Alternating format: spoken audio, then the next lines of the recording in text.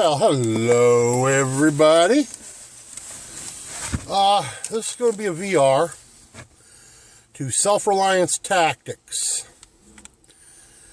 They want to know about your favorite memory because they're doing a giveaway.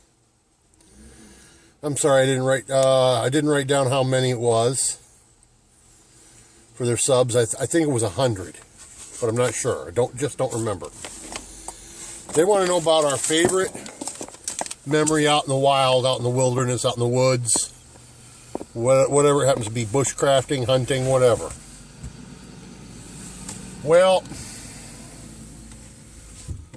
my best memory of being out in the wilderness, out in the woods. How do I want to say this? Those of you who've watched a movie called, what was it called? Billy Crystal and,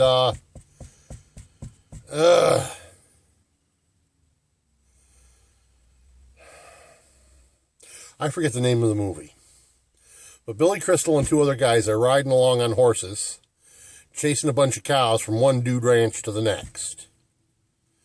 It was the first of the movies. There were 2 or 3 of them. City Slickers, that was the name of it. I knew it would come to me.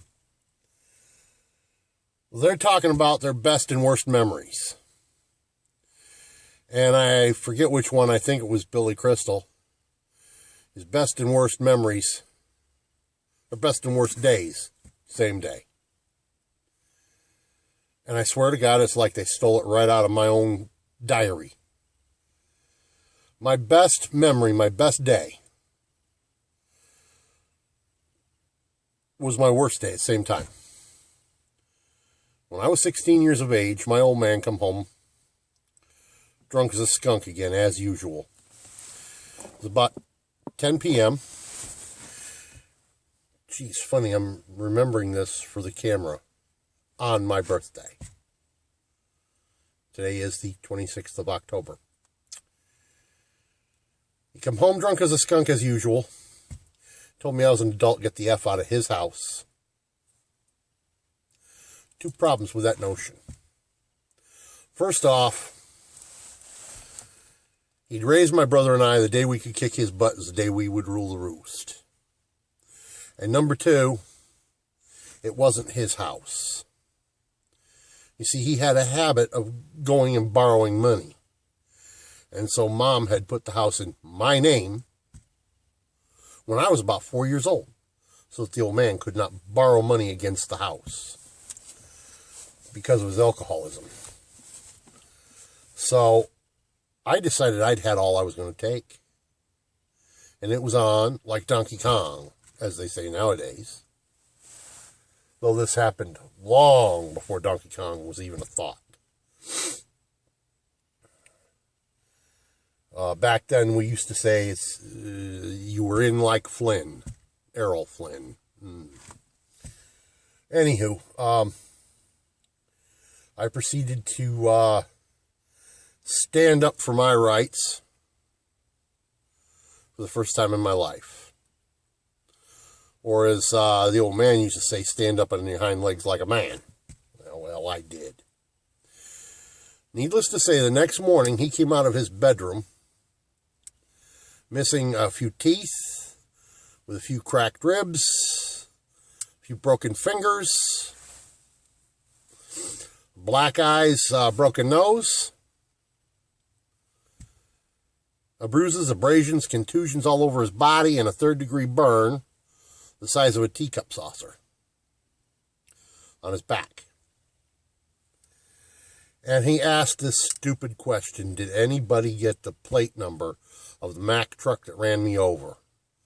I stood up, I looked at him, I spelled my first name. And I says, you want to do something about it now, you drunken sot? Well, let me tell you, folks. He walked across the kitchen, poured a cup of coffee, noticing all the damage wrought by his drunken bullcrap.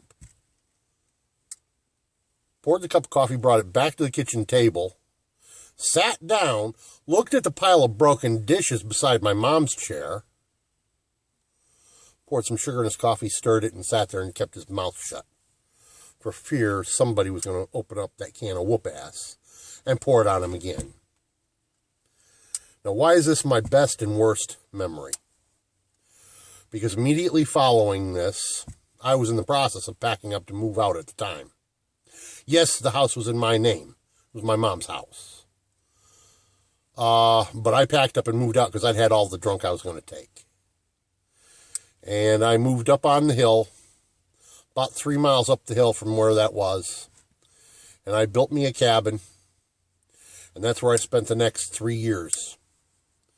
Living by my wits with a dozen traps, combination of foothold and coniberas, a .22 rifle, a 16 gauge shotgun, a knife,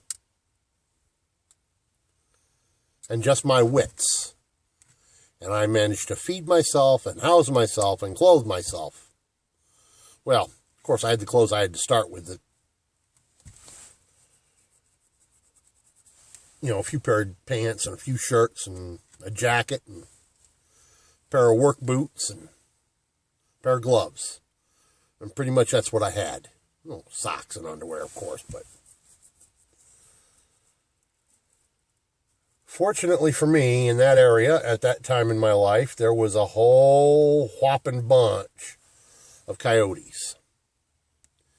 And a lot of them were silver coyotes. And because I was trapping in the right season, I was getting prime blue pelts. And back then, a silver coyote prime blue pelt would fetch $5,000. This was before PETA. I trapped for many years, and I gave it up because of PETA. Because they drove the prices of fur so low, I couldn't make a living on it. So. But I managed to complete my school education right up until a couple weeks before the end of senior class.